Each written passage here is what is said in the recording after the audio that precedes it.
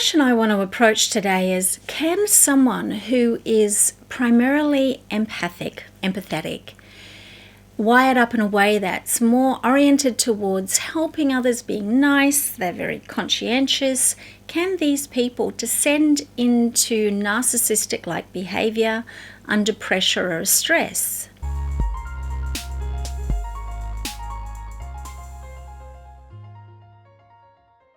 The problem is that people who might be empathic, they might be wired towards serving, towards helping others, towards doing the right thing. They may constantly reflect on their own behavior. They might show up more as a people pleaser. They might be further along the slider towards codependence, meaning that they want to be there serving and helping others and doing good for others, which is kind of antithetical to a narcissist unless they're a covert narcissist and that's how they get their supply. I don't want to confuse you, but I think it's good to draw these distinctions as we go along because it's a pretty grey area. And if we're looking at traits, we need to see them showing up pretty much in many different areas fairly consistently. So my question was, can someone who's more wired up as being empathic, as being concerned about the wants and needs of others, and who is highly focused on doing the right thing, can they have outbursts or digressions into appearing more narcissistic? And my answer to that is yes. So let's look at the upbringing of someone who might be more empathic. They could have in their past, in their upbringing, in their family, in their close family unit, have had someone who was more narcissistically oriented. They might have been brought up by the codependent narcissistic dyad, where maybe someone has an addiction and so they're going to be focused on themselves and their own wants and needs, and the other parent has to cater to them and kowtow to them so that they have the mirror of both forms of pathological orientation and personality styles. So they could have been brought up in a single parent home where the parent was stressed, self-centered, more oriented towards themselves and their own needs than they were towards the child's. If your parent was narcissistic and you are very certain, and according to many other people, not narcissistically oriented, you are more likely to be more empathically oriented, more well-adjusted, as it were. You're going to have codings, as it were. You're going to have sub-personalities that are going to have the tendency to react in a narcissistic way simply by the process of conditioning. If you've watched a parent throughout your life throw tantrums, blame others, shame you, neglect your needs because theirs were more important, turn everything around and make it about them all the time, not just some of the time, have basically been talking about themselves, what they could have been if they didn't have this burden of a child that was you. All of these traits that are aligned with narcissistic parenting, basically what that does to a child is it suctions out their self-worth. The child can tend to believe that the problem is them, that they are essentially flawed. I mean, how can you not think this if your own mother or father don't wholeheartedly love you and show this to you in some way?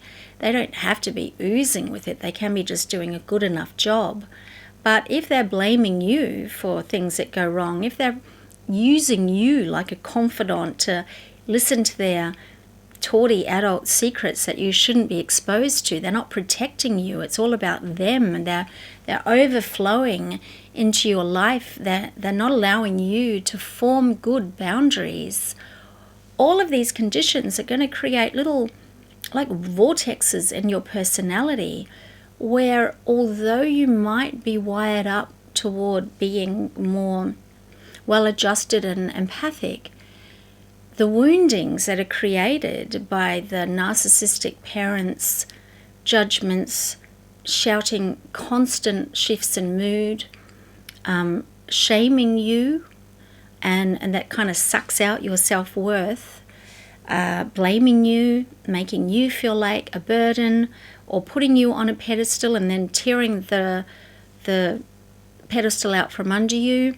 Our narcissistic parents are quite likely to favoritize one particular child and devalue another one, and unfortunately this can switch and change. So the child can grow up not really knowing what's real, what's normal, and what's right.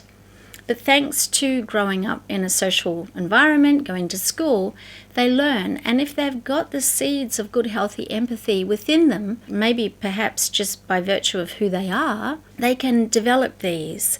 And they might even have a high focus on not being like their parent.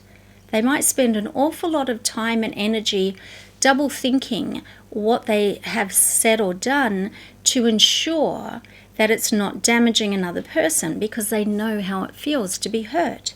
They might spend a lot of their vital energy in maintaining themselves as a nice person, a good person, someone who's not going to hurt somebody else. So what happens under pressure? That's a lot of energy to uphold within yourself. It's a hard job to have to compensate for things that you weren't taught when you were younger. Under pressure, your only defense strategy might be to act like your narcissistic parent. It might be that you can only lash out and react when under extreme pressure. That aspect of your parent comes out. Now, I mentioned before the vortex phenomenon.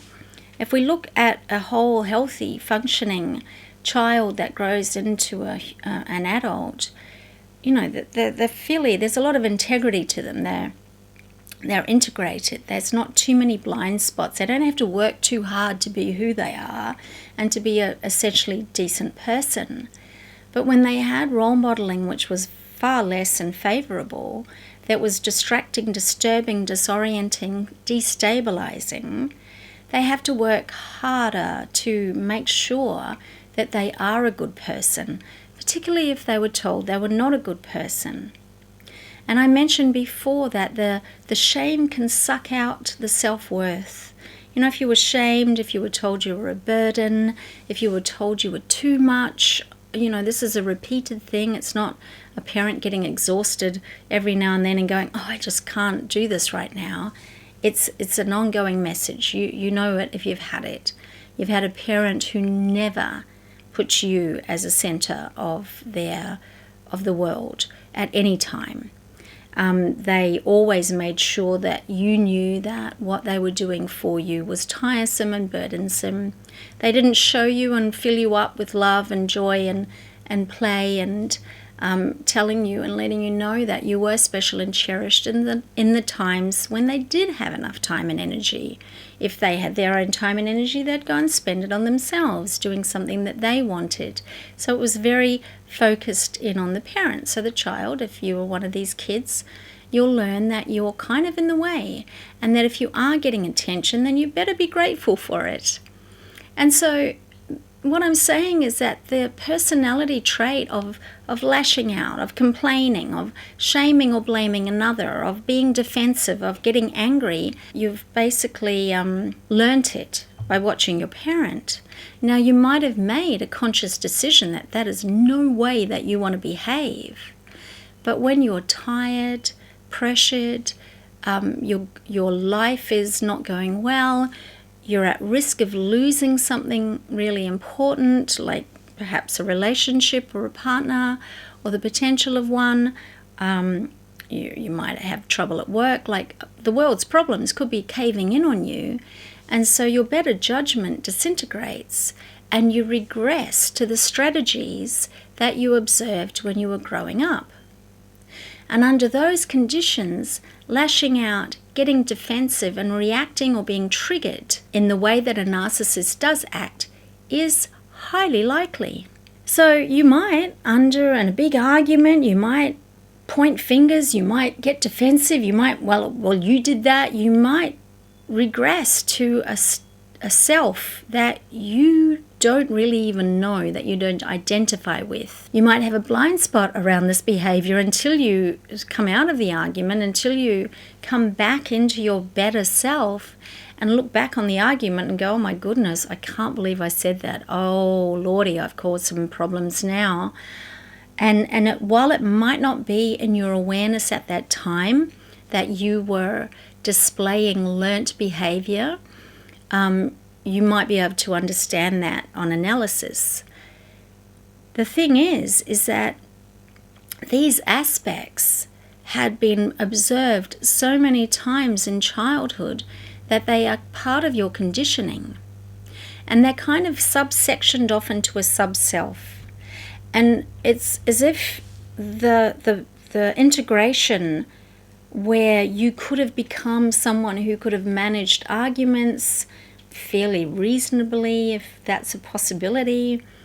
You never saw that in your family. What happened was destruction and devastation and, just an absolute train wreck. Then you don't know the skills for fair fighting. You don't know how to argue. You might have strategies of leaving, but if you can't do that, you might, under pressure, do things that you are far less than proud of. And who you're with might try to project the narcissism or gaslight you also. And you'll probably do it to yourself. And I think this is the dividing line of where you can understand if those behaviors stemmed from you as being truly at your core narcissistic. And let's bear in mind that we all have a degree of a narcissistic wound, of very early wounding, painful experiences where we weren't seen, where we were shamed and projected on, and that the very early experiences of wounding within ourselves. But the distinguishing factor of understanding whether that makes you a narcissist, that you had this ugly outburst and acted out really badly and did things that you were far less than proud of, is exactly that. You have remorse and you have the ability for self-insight and reflection to look back on your behavior and go, oh wow, that was me. So you take responsibility for it. That's a me that I am absolutely not proud of. That's a me that I never want to see again. That's a me that I want to apologize for. And that's a part of me that's probably going to keep you awake at night, for a while, going, who was that? How did that happen? How did I do that? Now, I want to be very clear here that a lot of abusive relationships will have a pattern of a digression into this ugly side of a personality under duress, and I want to rule out alcohol, which totally changes the ball game. But the point is that there is no change. If it's a repeating pattern that someone behaves badly, goes, oh gosh, I'm so sorry, I shouldn't have done that, I feel terrible, please forgive me, and goes into apologies but doesn't do anything to change it or remediate that strategy or defensiveness the next time, then you have a problem. If that happens a lot, you have a problem. If it happens like once a year on a special day, that's a major trigger, okay, there might be some work that you want to do with that and some form of therapy. But if it's something that's happening as a repeating pattern, that's not change, that's not self-reflection, that's not empathy, that's acting out. That's an abusive cycle. So I do want to draw that distinction. But in answer to the question, can someone who's majorly empathically oriented, that isn't narcissistic, can they digress, regress, and show up like a narcissist under stress and pressure? The answer is yes. I believe they can. And I believe that the defining feature would be, what are they going to do about it? How great is their remorse? And how strong is their intention to change and not have that happen in an ongoing fashion? So I hope this has helped you understand and answer this question. If you've liked this video, give it a like. If you like what I'm talking about, please subscribe.